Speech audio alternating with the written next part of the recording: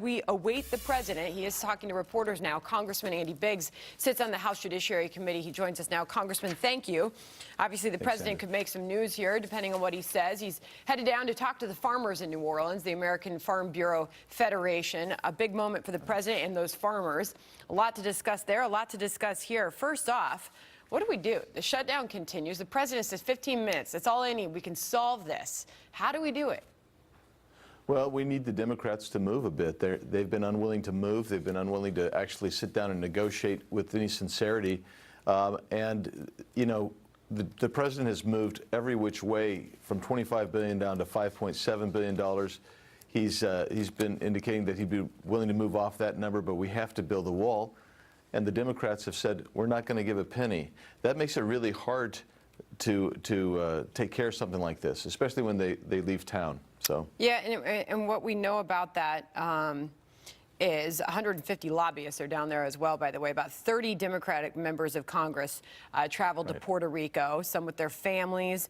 This is a winter retreat that was planned before the shutdown, of course, but also this special performance of the hit Broadway show Hamilton is involved. So the president is openly criticized Democrats for being down there to begin with. Does he have a point? Yeah, I think so. I mean, the optics at least shows insensitivity at its best, but maybe, quite frankly, it shows hypocrisy. These same people were castigating the president. If he were to go to Mar-a-Lago, for instance, imagine how apoplectic they would be. Secondarily, they're saying how sensitive they are to the folks who are not getting paid during the shutdown, and then the optic is so bad. I mean, it almost looks like a let them eat cake moment. We're going to say out of one side of our mouth, we understand your problem, but on the other hand, we're going to go hang out at the beach. And pictures I saw of these folks on the beach of Puerto Rico, it's just a really bad optic at this time.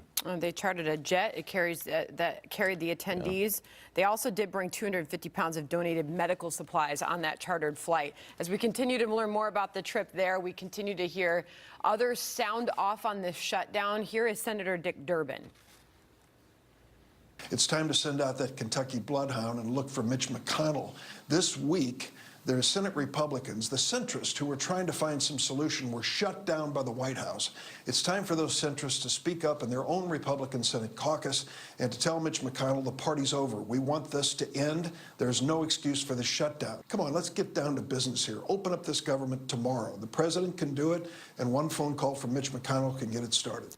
Congressman, how do you respond to the senator?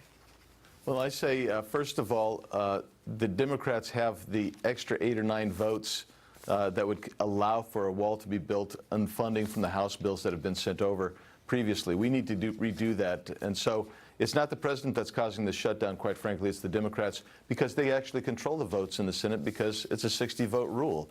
And the second thing I would say is President Obama declared the emergency 12 times. And so I think we're forcing President Trump to declare an emergency to build the wall. I think that is probably where we're going to end up going.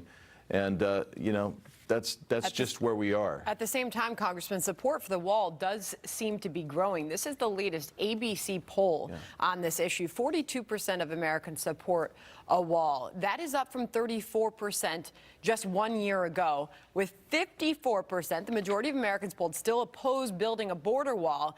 But opposition to the wall is shrinking, as 63% opposed the wall a year ago. What do you make of this trend? Where is it going? And obviously there is a trend of building support for the wall. Yeah, I think you're right, and I think the poll shows that. I know when I'm going out, I sense that trajectory is moving that direction. And here's why. The narrative is actually getting out there now. No one can deny that there's not a real serious issue at the border, a crisis, if you will. And so what that does is that allows people to reform their opinions, and that's what you're seeing. As we find out more and more about the problems, you've got the caravans that have come across. That has highlighted it. You've got another caravan forming. It's going to be the biggest caravan yet. And when these people start coming across the border and crashing through the border, Americans understand we have a real serious problem, and I think that the trajectory is going to grow, and if you wait another month, it's going to actually be well over 50%. We'll see. Meanwhile, the president and the GOP continue to get the blame for the shutdown. The latest polling, 53% blame Republicans and the president for that. That has grown. As far as Democrats, 29%. I want to move on to this New York Post report on this 32-foot smuggling tunnel that has been discovered at the Arizona border. Congressman, what you can tell us about this? Mexican authorities have unearthed a 32-foot long smuggling tunnel, the third one in the area that they have found in less than a month. Can you tell us anything about that? Do you know anything about it? Well, what I know is that it's a small tunnel as far as round, the size, the circumference, if you will. It's big enough to get a person through and get drugs through, and this is the preferred method now, because Nogales actually has a series of drainage pipes that run through it, and so they connect into those. And one time they actually cut a hole underneath a parking spot in Nogales where they could actually bring a van that they cut the bottom out of the van. They would run people and drugs right up as the vans would come and park over that before that was found. This is another way of people getting through. It's a serious problem, and this is, like you say, this is the third one they found this month. We suspect that there's many more. This is a 32-foot long tunnel. The others uncovered were 50-foot and a 65-foot tunnel used for the transfer of drugs and people, according to officials. And you described the width of it. The circular door, according to police video in this report, says it's just big enough to fit a body. Congressman, great to have you on the program this morning. Covered a lot. Thank you. Thanks, Sandra. Have a good one.